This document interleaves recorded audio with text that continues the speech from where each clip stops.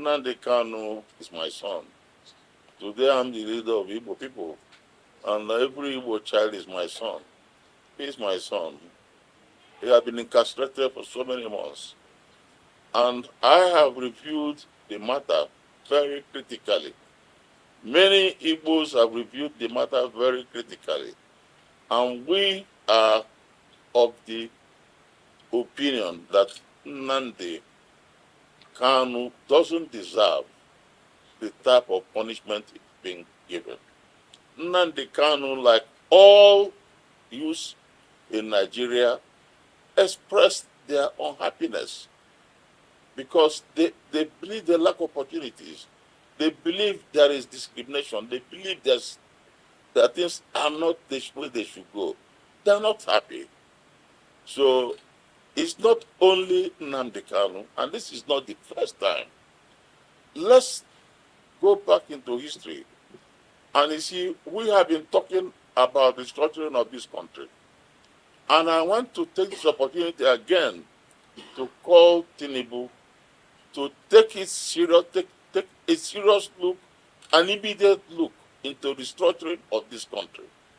Until this country is structured to enable people to develop within their capacity, within their potentials, so that people should in fact be able to harvest and exploit God-given potentials in their places. And then the power of federal government should be reduced. The federative units should be given more power. This has been clear in 1914 when Nigeria was amalgamated. It was clear to everybody that Nigeria was not a republic of one nation, but a federation of many nations. So it's a federal republic with many nations. All the various ethnic nationalities had their culture, had their history, had their idiosyncrasies. And it was clear to all of us. And all through history, where you have such people, you normally work in a federation. For example, the Great Britain. In Great Britain, is comprised Scotland, comprised Ireland, comprised Wales, and comprised England. They are working together. Our founding fathers were sensible enough that adopt a federal constitution. The military changed it. This problem has been on. When Britain wanted us to have independence in 1957, the North said no, they won't accept it.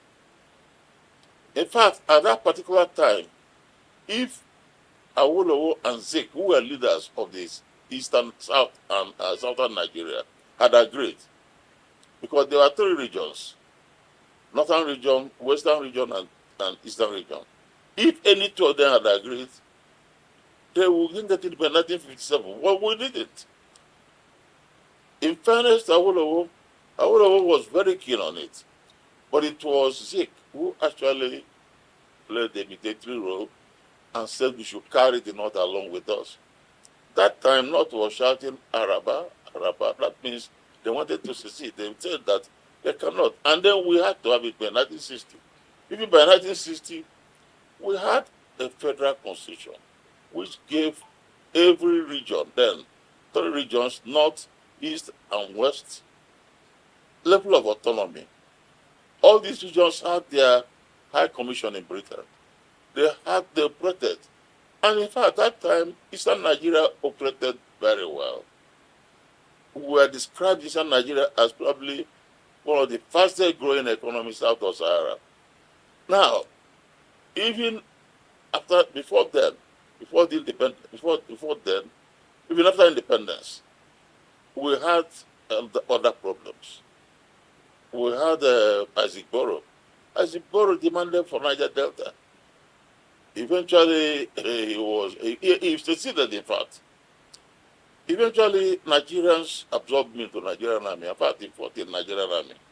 And I think he died fighting as a Nigerian soldier during the Civil War. Now, the Civil War, for example, was again due to restructuring. Ojukwu didn't want to break away from Nigeria. Igbos didn't want to break away. In Aburi, what Ojukwu discussed with Gowon was restructuring of Nigeria to make it easier for Igbos to live in the country. But when they all agreed, but when Gowon came to Nigeria, we were made to understand that Nigerians were advised not to accept it, because restructuring it means giving the rich oil area to eastern Nigeria, and they're very rich. So they repeated it. I still remember in Biafra, everybody had a vest, on Aburi we stand, on Aburi we stand. That on Aburi we stand didn't mean that we were succeeding. It's that we want to be Nigerians. But with the restructured Nigeria, eventually that failed, and it led to civil war, where we in Igbo land lost over 3 million people. Now, the point about it is, I'm only telling you why anybody, today, the Yorubas are asking for secession. Today, you have they're asking for the Oduduwa, and of course, they have infrastructure very well developed. Even the Jaws are asking for it. Even the Middle Belt. So the point about it, the only solution is not only the Igbos. People think it's only Igbos. The only solution to this is restructuring. I think it has to be done quickly. NNAMDI KANU, I haven't seen any. They have been cleared by the court. The High Court have been declared him. The Supreme Court has cleared him. I don't understand why he's being held. You see, I don't see why somebody who is being held. So we are appealing to the government, because today it's no more a judicial issue. It's a political issue. We in Igbo land, and I'm speaking for Igbos, we believe that this matter is not political. We don't want people to talk about going through the court process. Court process can last the next 5 years. That means our son will be in prison for 5 years or so. I think this is a political matter, and I want the president to use political power to get him released. When I go in there, first of all, ask me the purpose. The purpose is that we are not in support. We have a group called IPOB. I call it iPod. This group claim a lot of things, but NNAMDI KANU have dissociated himself. Even recently, there was wild accusation against me as a leader of Igbos. IPOB is the only group that wrote against me. NNAMDI KANU is not with them. And you see, we have got in the East today people telling people not to go work still at home on Monday. There is no one today. People should not go to school. Even I hear that soldiers have been killed. The truth about it, I discussed with NNAMDI KANU. He is very sad and very bitter about it. And Igbos are not happy. And he has said it. NNAMDI KANU sometime last year said it, that he is not part of these people who are forcing Igbos to sit at home. And he said it to me today, that he is not part of this question of people going to stop people from taking exam. Igbos value education. Two things that have made Igbos develop. One is education. The other one is business enterprise. We don't joke with these two things. There is hardly any Igbo family that joke with education. If anybody come and tell an Igbo person, I hear today that doing mathematics, and then Igbos are being stopped. I even hear that some military people are killed. These are criminal actions, very criminal. NNAMDI KANU doesn't support any of this. And that is why you will see that Igbos are concerned about him. If he support all this, Igbos are not going to be I'm not going to support him. Because Igbos are not going to support somebody who will go and start ordering the killing of soldiers. They behave soldiers, they burn them, they behave policemen and burn them. These are criminals. And most of them were people who were actually released from prisons. And so when they were released, most of them had nothing, no money, and so on. So this is a matter that requires discussion. I'll discuss this with the governors when I go back, because there are so many things I discuss with him, which I have to discuss with the governors. Now, the order to kill reform is criminal. Is very criminal. The order to kill anybody is criminal. Igbos are Christians. Igbos are Christians, and we are raised by our parents to know that human life is sacred. Human blood is sacred. Any man who takes the life of another human being is bad.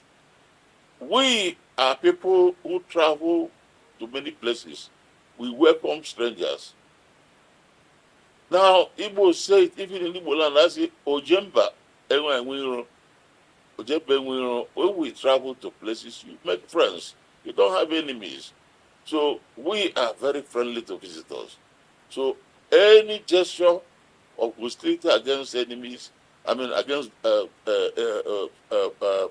strangers, is against us. But we travel to many places. So the truth about it is, one, NNAMDI KANU is not in support. NNAMDI KANU is not in support of this question of law that people should go. People should start on today. He's not about it. I'm sad, very sad, that in Igbo land, where I am now presiding as a leader, that some people can come and kill I hear 2 soldiers have been killed somewhere. These are people who are carrying the banner of Nigeria. These are people who have brought out their life for us. And it is very sad. We regard it as a criminal matter. Igbos are not happy about it, and we are very sad about it. NNAMDI KANU is not happy about it. And in fact, this is the more reason why we plead that our President Tinubu should take political action to release him. Because if he is released, nobody will now have any excuse whatsoever. We will now know who is a criminal and who is not a criminal. So that is the point.